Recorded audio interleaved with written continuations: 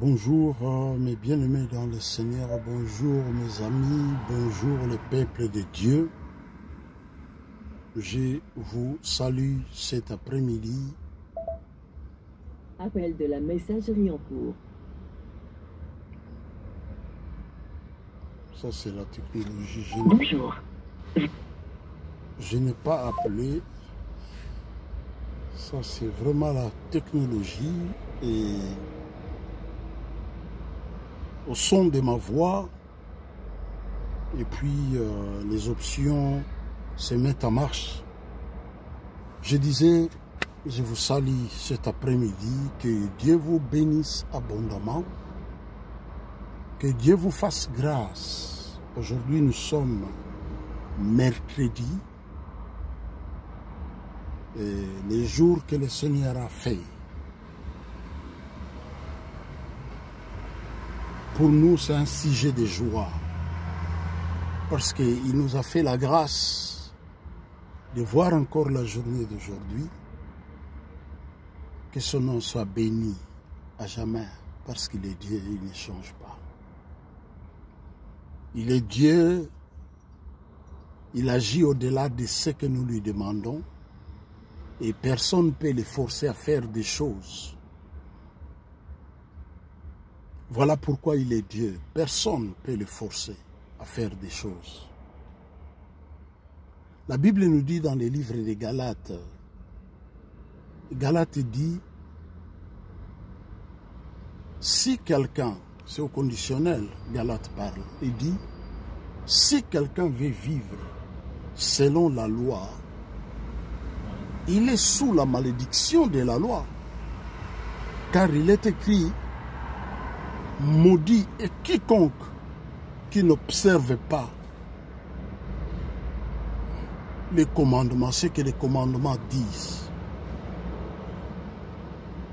Ce que les commandements disent, et si tu observes les 9, tu branches sur un seul commandement, tu as branché sur les 10. Et quand vous lisez la Bible, vous verrez, lui, il est venu pour accomplir la loi. Ce que les œuvres ne pouvaient pas faire, ce que la loi ne pouvait pas amener dans la vie des hommes, lui, il est venu pour accomplir. Voilà pourquoi, ce jour-là, à la croix, il avait dit, Père, tout est accompli. Et quand il a crié, avant de rendre l'âme pour dire, Père, tout est accompli, il avait réellement tout accompli. Il nous a rachetés de la malédiction de la loi. Il nous a sauvés. Il nous a bénis. Et la Bible déclare, nous sommes assis avec lui dans les lieux élevés. Nous sommes assis avec Christ dans les lieux élevés. Et si réellement nous sommes assis avec lui dans les lieux élevés, voilà pourquoi il dit, je vous ai appelé pour vivre hors. Il dit, vous êtes dans le monde, mais vous n'êtes pas du monde. Vous êtes ici, mais vous n'êtes pas d'ici. Et si la malédiction existait dans ma vie, avant que je reçoive Christ, qu'est-ce que la Bible nous dit? La Bible nous dit ceci. La Bible dit, si quelqu'un est en Christ, est une nouvelle créature, les choses anciennes sont passées, voici toute chose est devenue nouvelle. Cela veut dire quoi?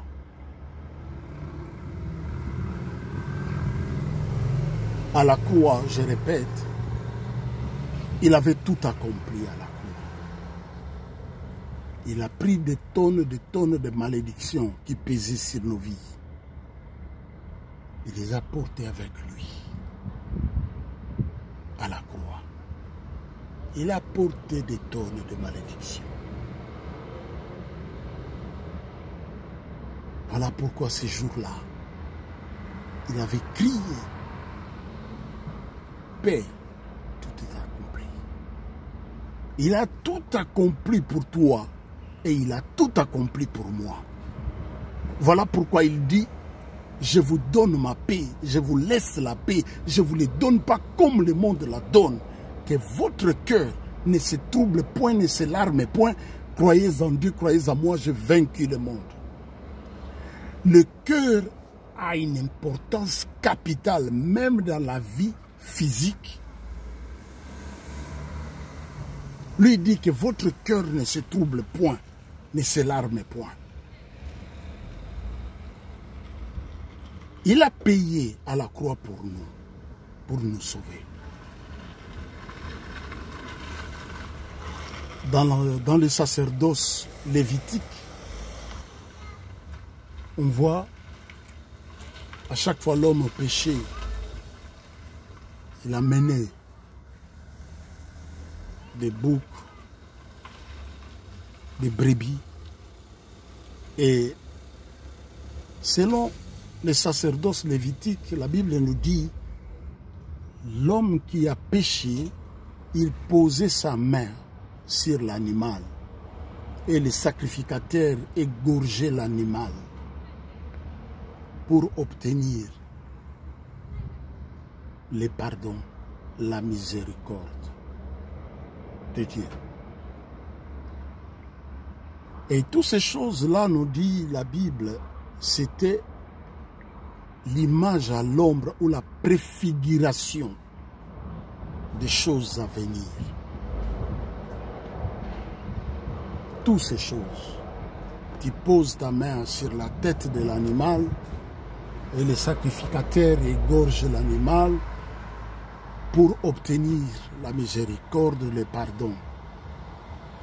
Et cela n'effaçait pas les péchés. Le sang des animaux n'effaçait pas les péchés. Le sang des animaux n'effaçait pas les péchés.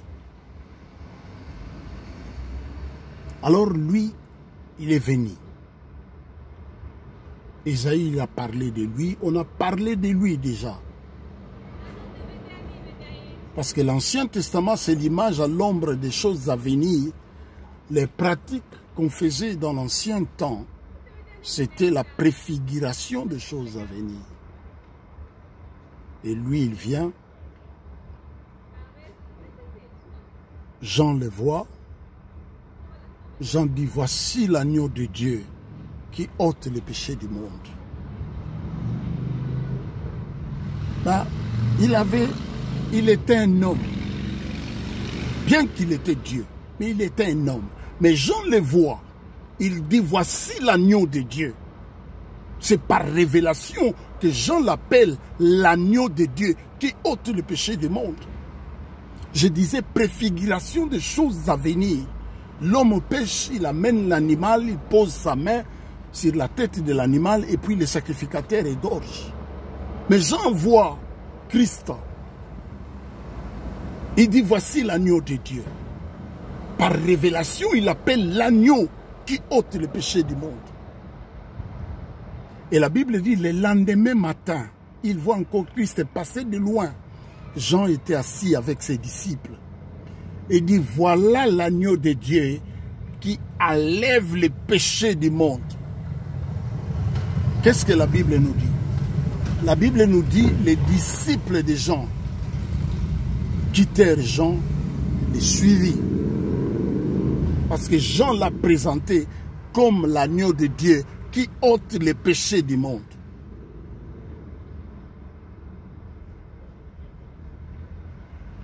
À chaque fois, dans les sacerdoces lévitiques, l'homme péchait, l'homme amenait, il y avait un formule, l'homme amenait l'animal, et puis il posait sa main. Et curieusement, ce qui est différent de lui, même les souverains sacrificateurs qui entraient dans les lieux très saints, une fois par an, la Bible nous dit, la Bible nous montre, la Bible dit, d'abord il offrait pour ses propres péchés avant d'y entrer dans les lieux très saints. avant que les souverains sacrificateurs entrent dans les lieux, parce qu'il y avait un rideau qui séparait les lieux saints et les lieux très saints. Avant d'entrer dans les lieux très saints, là où il y avait l'arche de l'alliance, les propitiatoires, là où il y avait l'arche de l'alliance de l'Éternel, qui symbolisait la présence de Dieu, avant que les souverains sacrificateurs entrent dans ces lieux, la Bible nous dit il offrait d'abord les sacrifices pour ses propres péchés avant d'y entrer.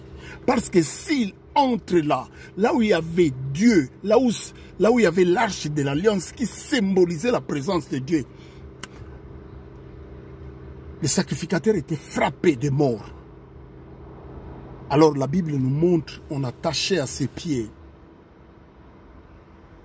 une corde et puis on l'a tiré s'il arrivait, qu'il meure là-bas. Et avant de rendre l'âme à la croix, la Bible nous dit les rideaux du temple s'est déchiré en deux. La Bible nous dit depuis en haut jusqu'en bas. Et aujourd'hui, nous avons le libre accès dans les parvis, dans les lieux saints, parce que lui, il a inauguré le chemin nouveau. Et la Bible déclare, il les a aspergés par son propre sang.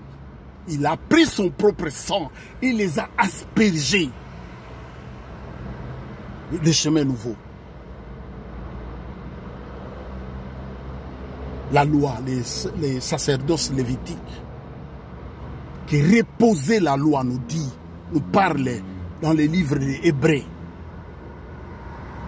Hébreux dit, si la perfection était possible, si la perfection était possible dans les sacerdoces lévitiques qui reposaient la loi qui a été donnée au peuple,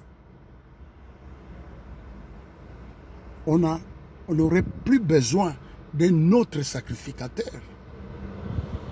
Et quand vous allez plus loin dans la parole de Dieu, on dit de plus, il y a eu beaucoup de sacrificateurs avant lui. Pourquoi? Parce que la Bible dit la mort les empêchait d'être permanents. La mort a empêché Aaron d'être maintenant.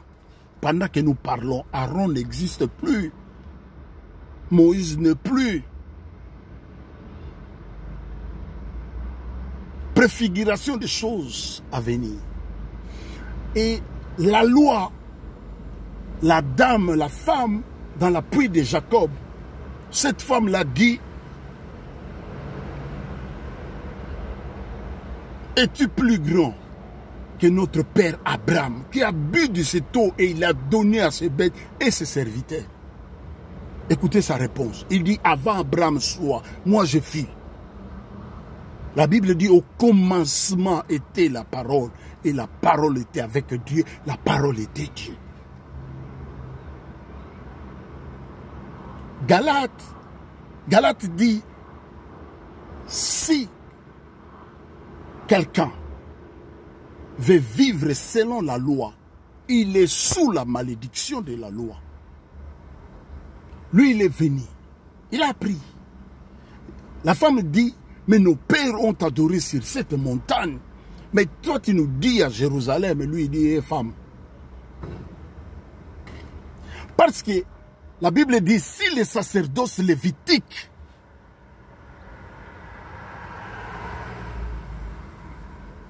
la perfection, on n'allait plus parler d'une autre sacerdoce.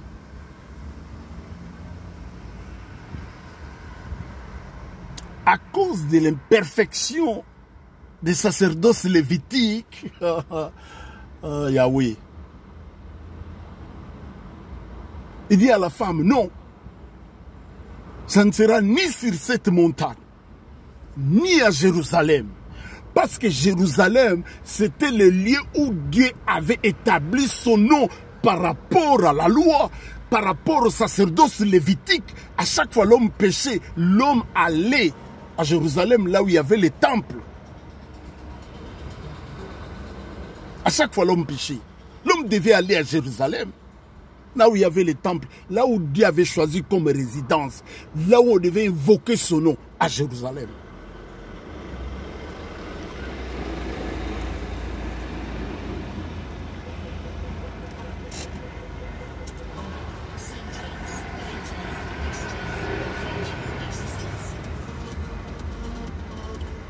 à Jérusalem.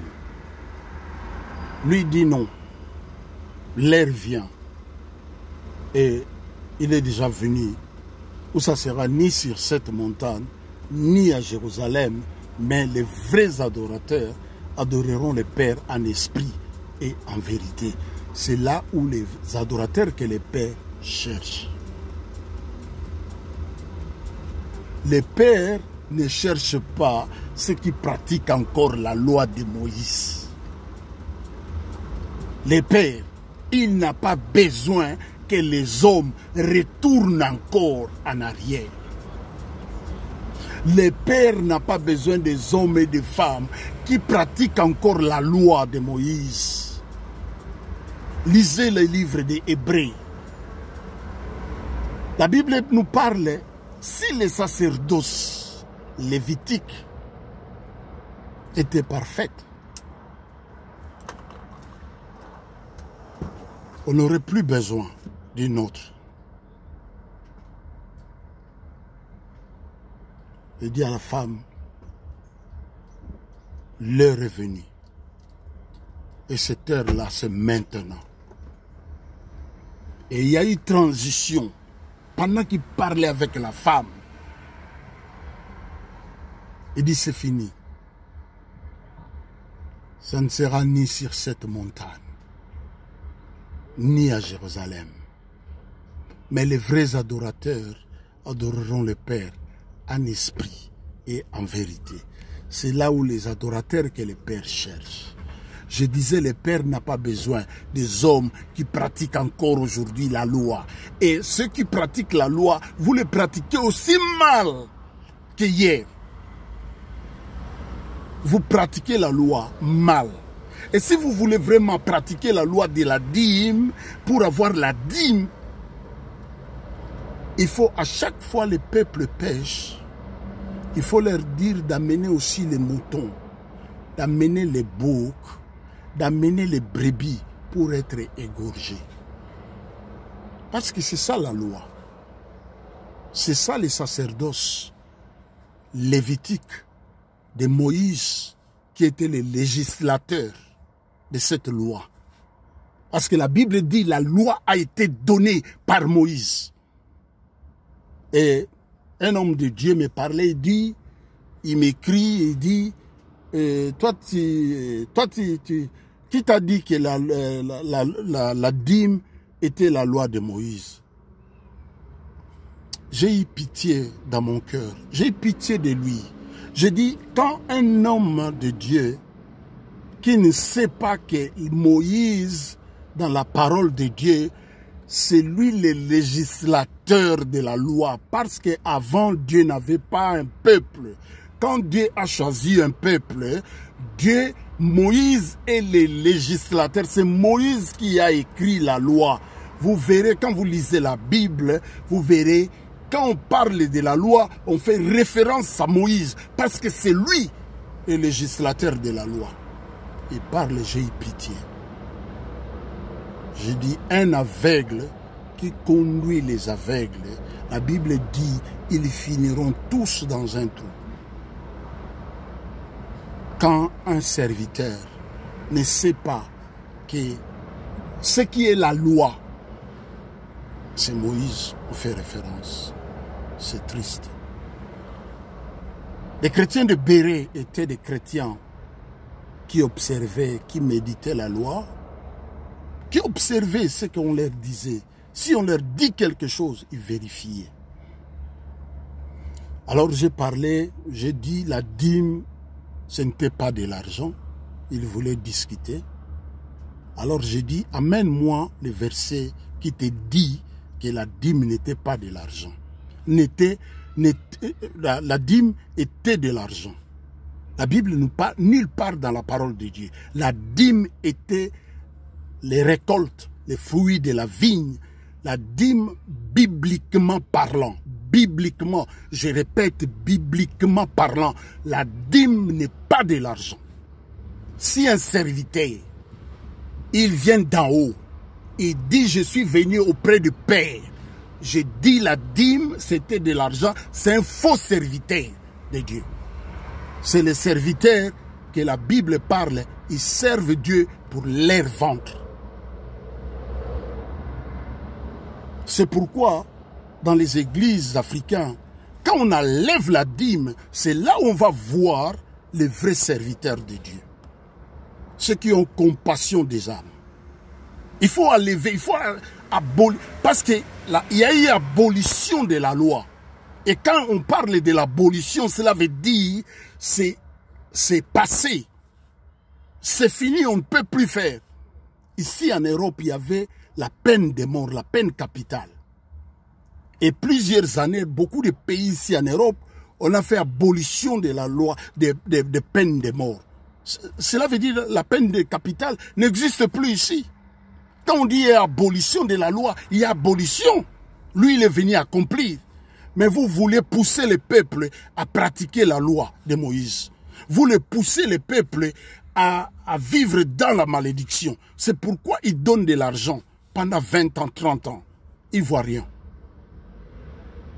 Et puis ils disent, mettez-moi de sorte à l'épreuve si je n'ouvrirai pas les écluses des cieux. Mais si Dieu ouvre les écluses des cieux pour tous ceux qui donnent de l'argent, mais les chrétiens, dans leur maison, il y aura beaucoup d'argent.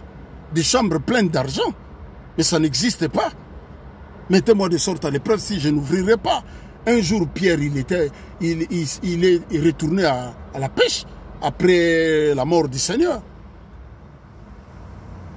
Et quand Christ lui a dit de jeter le filet à droite, quand Pierre a jeté le filet, mais le filet rompait. Il a fait appel à d'autres pécheurs. La bénédiction de Dieu.